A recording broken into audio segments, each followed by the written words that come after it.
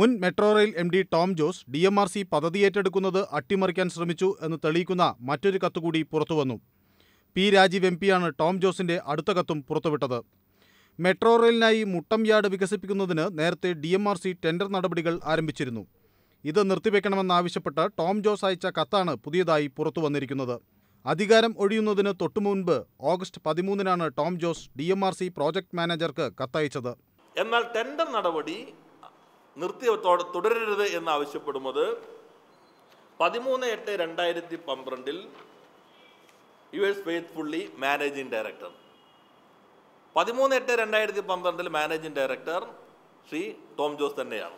Muttom yard വികസിപ്പിക്കുവാൻ DMRC tender നടപടികൾ ആരംഭിച്ചത് പദ്ധതി തത്വത്തിൽ ഏറ്റെടുത്തതിന് തെളിവാണ്.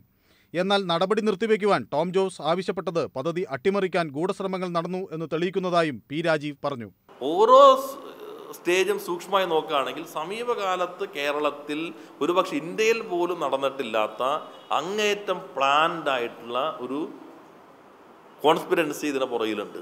E. ശ്രീധരന്റെ അധികാരപരിധി ചോദ്യം ചെയ്ത് ടോം ജോസ് അയച്ച മറ്റൊരു കത്ത് നേരത്തെ വിവാദമായിരുന്നു.